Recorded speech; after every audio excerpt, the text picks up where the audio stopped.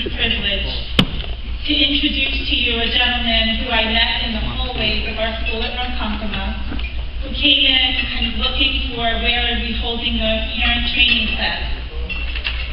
This father, behind every great man, there sometimes is a woman, and his wife came out twice a month at night to the classes that I was told to learn about what is autism, what does this mean for us, for our family, what does it mean for our little boy, what does it mean for our future.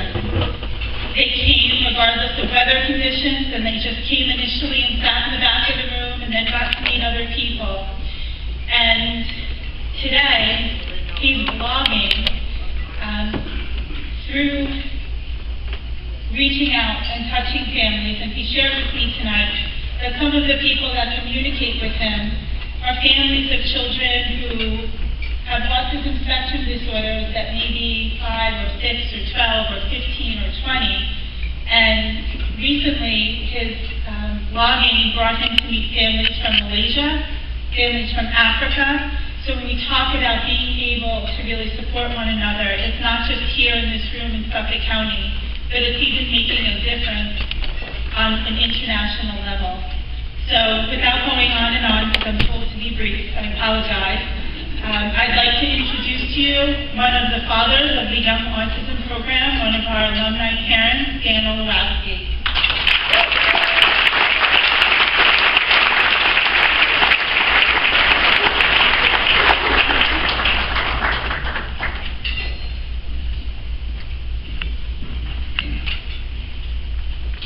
Thank you very much. It's great to be here with all of you. My son Mikey was a YAP student for 3 years, and I'm happy to see that the Young Autism Program is still going strong. I want to thank Kathleen Prunty, Nicole Shea, and YAP for inviting me to speak at the YAP Dinner Dance. It was truly an honor. I address you tonight as a YAP alumnus, contributing blogger for the Autism Society, and most of all, member of that very special community, the autism parent. Yes, we are a special breed.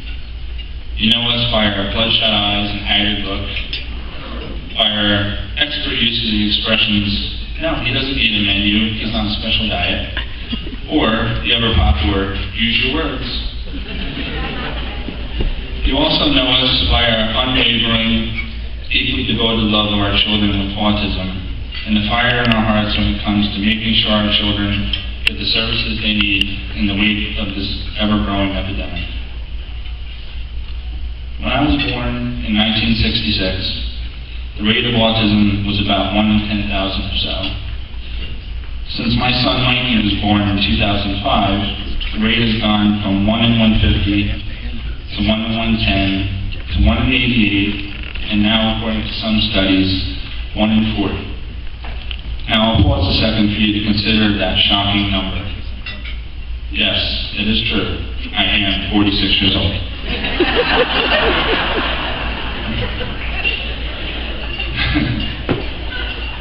Prior to Mikey's diagnosis at 20 months, I was basically clueless about autism.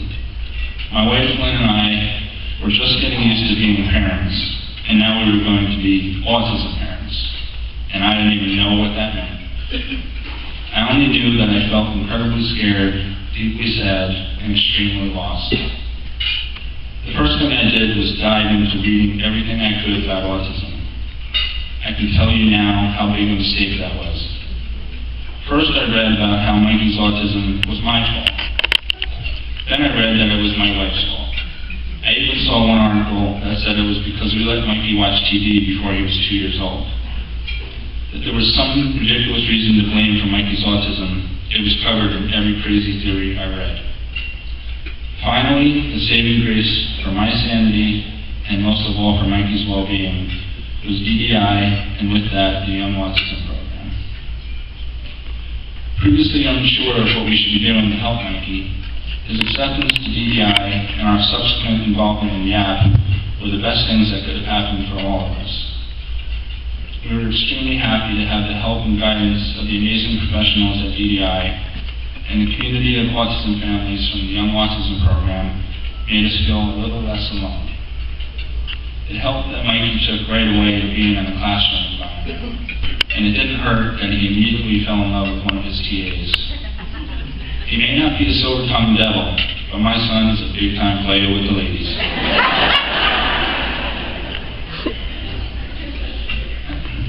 There's an old African proverb and Hillary Clinton book title that says, "It takes a village to raise a child." When it comes to autism, this is absolutely true. I offer up that organizations like YAP and DEI are our village. Look around you. Here are your tribesmen. And the best thing we can do for our children is to make sure that our village stays strong. With a poor economy and budget cuts everywhere, it falls to all of us to help ensure the survival of something so valuable, nurturing, and communal. Over the past few years, there are two things I've learned for sure. First, 80% of my DVR space will always belong to Mikey's cartoons. And second, you can't face autism alone. It is with this philosophy in mind that I approached the monthly columns I've been so honored to write for the Autism Society. My goal is to share my observations from the viewpoint of an autism dad, pass along any tips I've learned from my time at YAP, and express the day-to-day joys and challenges of raising a child with autism. I'd like to share with you now 3 of my columns that express a spectrum of feelings and experiences I've had on my journey as an autism dad. The month of April, Autism Awareness Month, has just ended. I'd like to read to you now my most recent column from last month, which is titled, "A Daily Reality for Those Touched by Autism." The month of April is upon us once again. The 4th month of the year is my son Mikey's birthday, and also National Autism Awareness Month. The former, a happy celebratory occasion, the latter, a sobering reminder. After the pomp and circumstance of World Autism Awareness Day and this National Autism Awareness Month ends, the reality will be that my son Mikey and almost 2 million others like him will still be on the autism spectrum. While I agree for the need and support having these calls for awareness, I wish the coverage of how autism impacts a child and their family could look less like the morning news and more like the documentary channel. Since autism spans a spectrum of symptoms and behaviors, not everyone experiences it the same way. Some children with autism seem to be quite typical, while others are very obviously struggling. The same goes for the families and friends of these children who see their lives completely impacted by the world of autism. With that in mind, creating a detailed and complete awareness of autism would most likely be quite challenging. And honestly, some might not be strong enough or, sadly, interested enough to know the deep truths. How many people would be able to watch a child cry and be devastated by their failed attempts to communicate or complete a simple task as they are repeatedly hindered by OCD or echolalia? How many could watch parents deal with the guilt of thinking that they somehow caused their child's autism, or the doubts caused by the questions of what to try next for the child when all else has failed? How many could truly understand just how much time and money it costs to even make an attempt to help your child with therapies, diets, and other unproven programs? Do they want the real awareness of autism? Do they want to know how many times today I tried to communicate with Mikey only to hear TV show talk or a generic yes as the reply? Do they want to know the frustration of feeding your child popcorn, cheese doodles, and peanut butter because those are the only 3 things they'll eat? Do they want to know how many soiled pull-ups my wife and I have changed this week because the concept of potty training is a constant attempt at futility? I truly don't know if any of these answers would be yes. With most awareness campaigns like this, the general public seems more open to just throwing some money the way of the cause and then going on with their regular lives without actually being educated about the subject. I can understand that. I really can. And it is hard to blame them. The real truth is rarely pretty. I think what I truly want from an Autism Awareness Month extends beyond facts about how many cases are diagnosed and where people can donate to help. Now, what I really want is for people to know that our children with autism are really amazing kids who go through incredible struggles every day. I want the public to know that autism parents don't want you to pity them or their children, but only to understand how deeply love and respect are important to the autism community.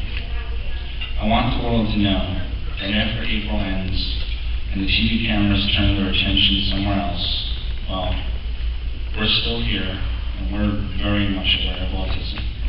That fact is true, 24 hours a day, 7 days a week, 12 months a year. Thank you.